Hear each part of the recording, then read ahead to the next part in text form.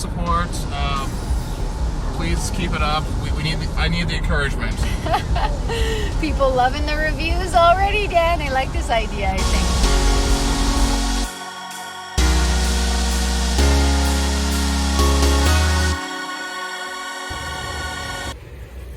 Hi, we are here at 922 Mid-Lake Boulevard, Southeast. We want to do the first Taco Tuesday movie. I'm Daniel Tomlinson. Let's get some tacos. Hey, on the menu does Dan want? It's supposed to be Taco Tuesday, so I'm going to get too hard, too soft, and a large drink. It's Tuesday, March 8th. We are at Taco Time Mirapur, first time here. Pretty nice place.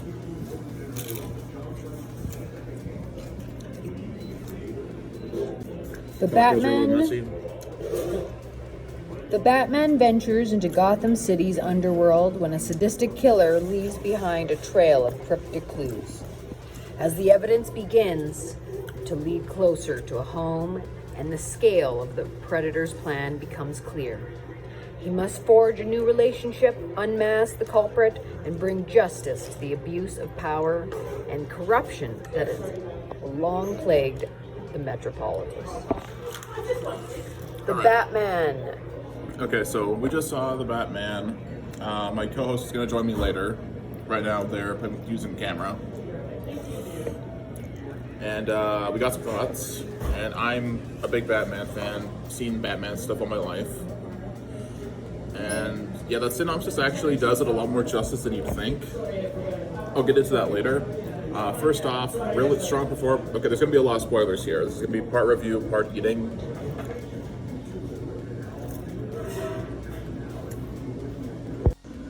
Okay, so more of the cast. We had Robert Pattinson, Zoe Kravitz, and Paul Dano, we were just mentioning, as the Riddler. I'm going to touch into that later. He calls himself the Riddler. He's actually Hush. So he was in a movie with Alicia Cuthbert called The Girl Next Door, and I remember him so well. So when Paul Dano came on screen as the Riddler, I almost didn't take him serious. I saw him as that teenage kid, but yeah, I thought he did great. Okay, but so Dan has another review idea. So, acting's okay. I think the director and writing was not a true Riddler performance. I think out of live action ones, the Adam West one and the Jim Carrey one were closer to a Riddler character. I want to see a person with charisma who loves tricks and traps, maybe some hacking. What I saw out of this guy was a psychopathic internet troll. Yeah, more this era of what you would imagine. And his outfit wasn't very Riddler-y.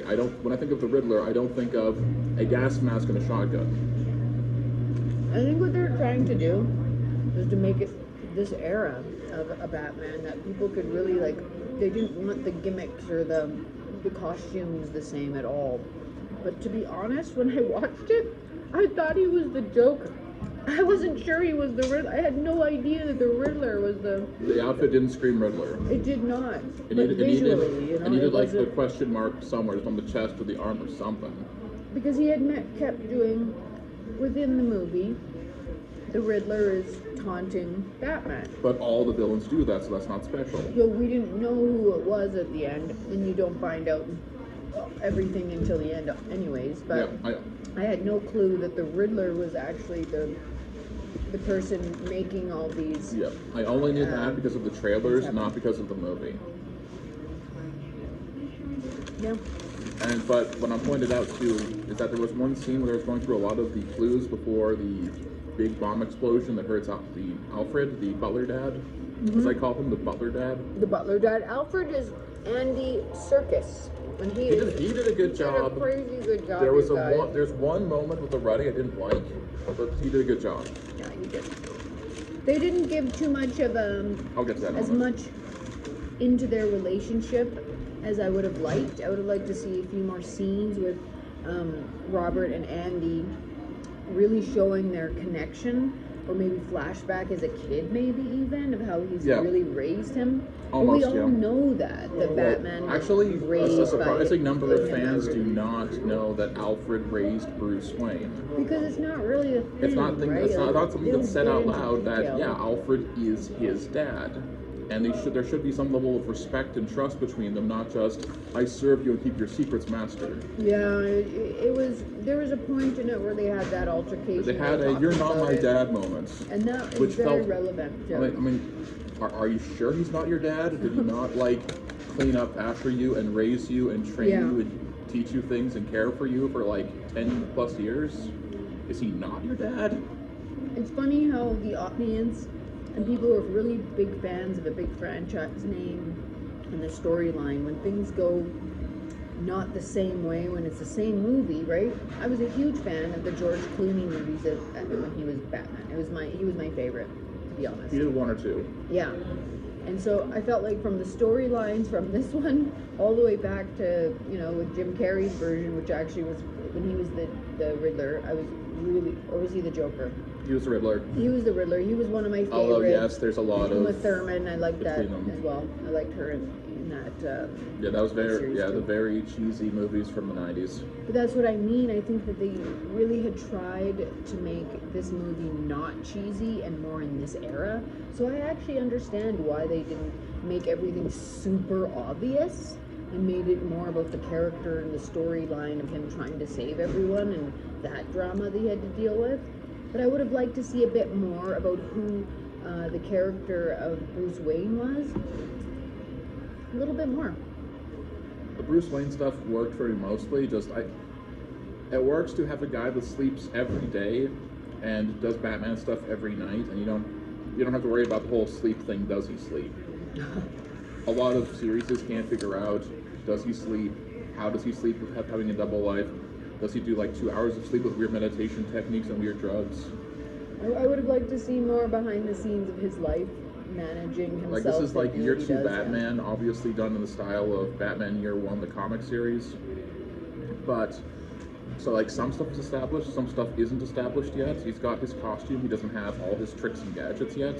He doesn't have all of his bad guys yet. The Joker has attacked once, spent, honestly, 5 minutes of a James Bond-style cold opening with him stopping the Joker before this next crime wave hits with the Riddler. Could have been a much stronger opening to the movie.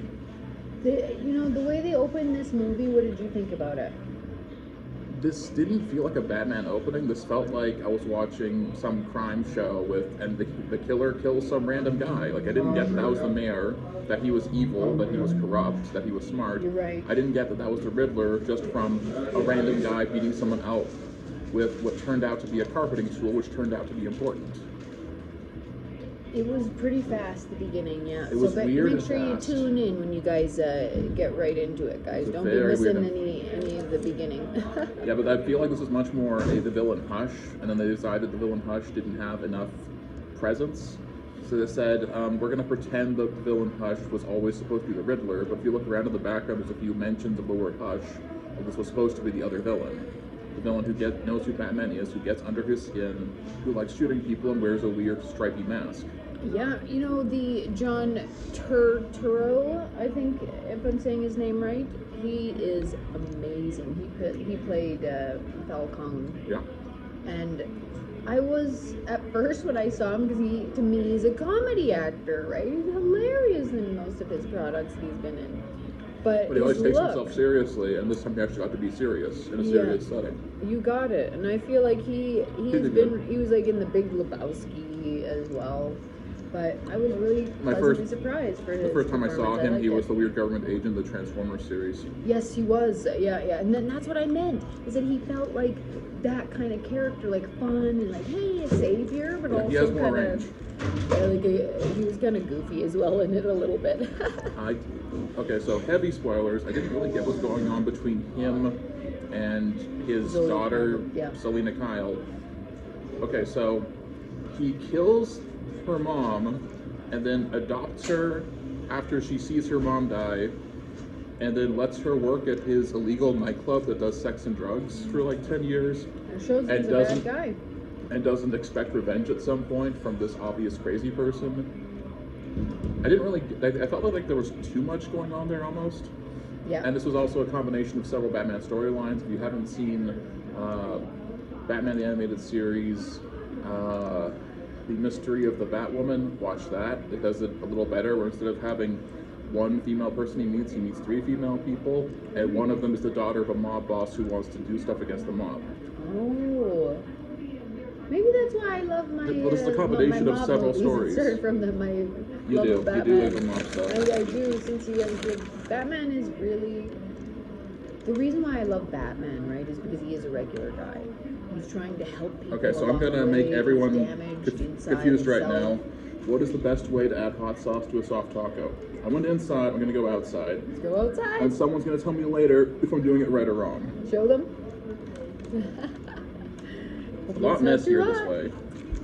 I gotta say, when we decided to start doing this reviews and chats while we're eating, just to be able to catch up in life, to be able to watch films, because that's our thing together. We love films. We are behind the scenes of an I'm Here With magazine, it's called, and it's all about film. And Dan has been writing for my magazine for so long. And some other reviews. stuff. And some other stuff, projects. Trying to work on some screenplays and some books.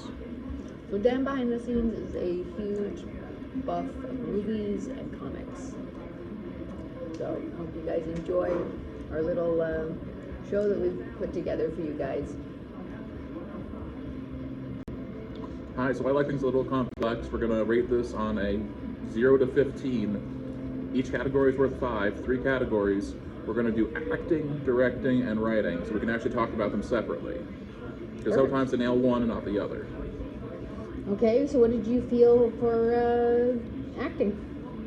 Acting, this was definitely a 5 out of 5. All these characters felt very serious, very in the moment. Me too. 5 out of 5 for me too. Directing, 3. Definitely some weird choices. I'd say a 4. Then writing, just a few bits here and there I didn't like, so 4 out of 5. So 4, 3, 5 is 13 out of 15. It's a really good Batman movie. They're getting closer and closer to a perfect Batman movie. I don't think we've gotten there yet.